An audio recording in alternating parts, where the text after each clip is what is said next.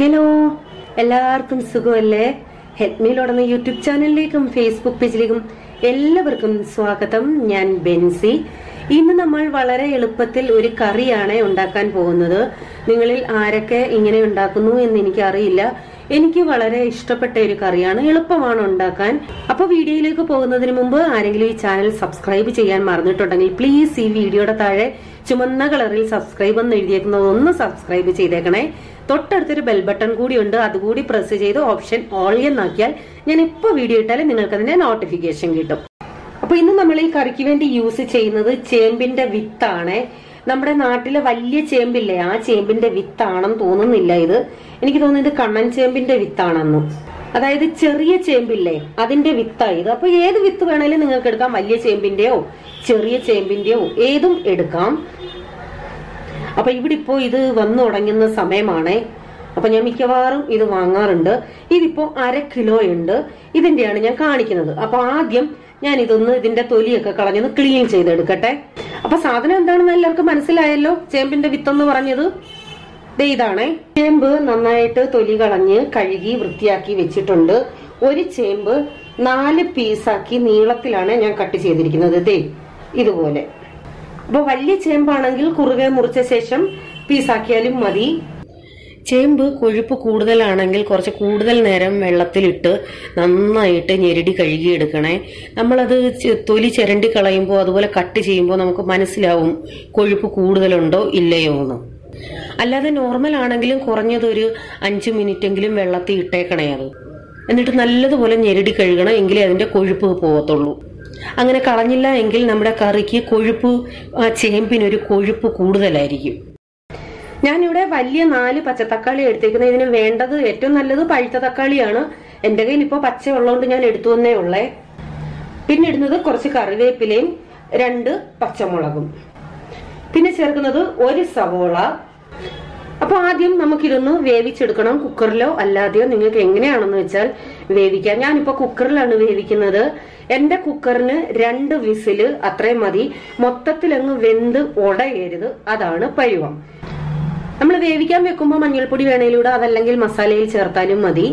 അപ്പൊ ഞാനിതൊന്ന് വേവിച്ചെടുക്കട്ടെ. നമ്മുടെ കറിക്ക് അരപ്പിന് വേണ്ടി ഞാൻ ഇവിടെ അരമുറി തേങ്ങ ചിരകി വെച്ചിട്ടുണ്ട്. 3/4 ടീസ്പൂൺ മഞ്ഞൾപ്പൊടി, 1/2 ടീസ്പൂൺ മുളക് പൊടി, കാശ്മീരി മുളക് പൊടിയാണ്, 3/4 ടീസ്പൂൺ മല്ലിപ്പൊടി, 1/2 ടീസ്പൂൺ ജീരകപ്പൊടി, നല്ല ജീരകം, ചെറിയ ജീരകം വറുത്തു പൊടിച്ചത്, 2 അല്ലി വെളുത്തുള്ളി. ഇതെല്ലാം കൂടി അരച്ചെടുക്കണം. ഒത്തിരി അങ്ങ് പേസ്റ്റ് പോലെ അരയണ്ട. നമ്മൾ പരിപ്പ് കറിക്കൊക്കെ അരയ്ക്കുന്ന പരുവം അത്രയും മതി. ഇവിടെ ചേമ്പ് നന്നായിട്ട് വെന്തിട്ടുണ്ട്. ഇതേ കണ്ടോ, ഇതാണ് പരുവം.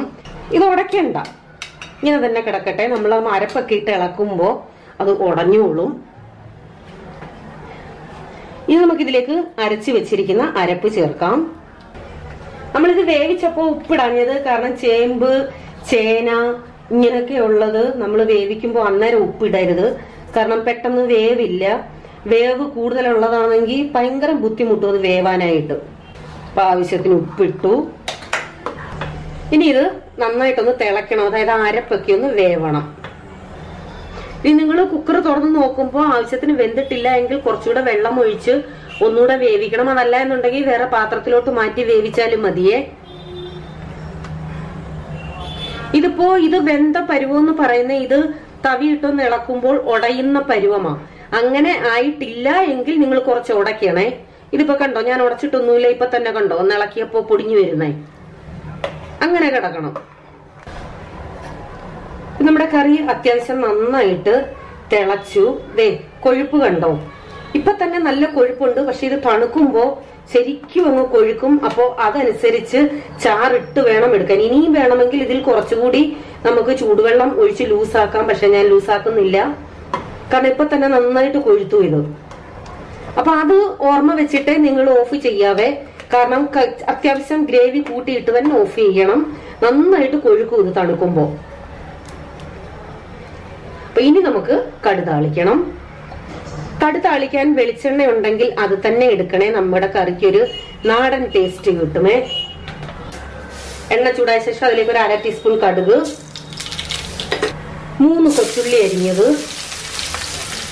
അപ്പൊ കൊച്ചുള്ളി ഇല്ല എന്നുണ്ടെങ്കിൽ 1/4 മുറി സവാള എടുത്തോണേ. കുറച്ച് കറിവേപ്പില, വറ്റൽ മുളക്. ഇത് നന്നായിട്ടൊന്ന് മൂക്കട്ടെ. ഉള്ളിയൊക്കെ നന്നായിട്ട് മൂത്തു.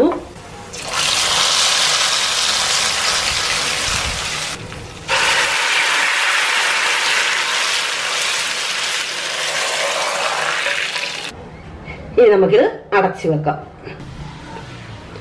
സോ വളരെ പെട്ടെന്ന് ഉണ്ടാക്കാൻ പറ്റുന്ന നല്ലൊരു ഒഴിച്ചുകറി റെഡി ആയിട്ടുണ്ട്. ഇതെല്ലാവർക്കും ഇഷ്ടമായി എന്ന് വിശ്വസിക്കുന്നു. അപ്പോൾ ഇത് ട്രൈ ചെയ്തിട്ട് അഭിപ്രായം അറിയിക്കണം. വീണ്ടും പുതിയൊരു വീഡിയോയുമായി വരാം. Till then bye. God bless you.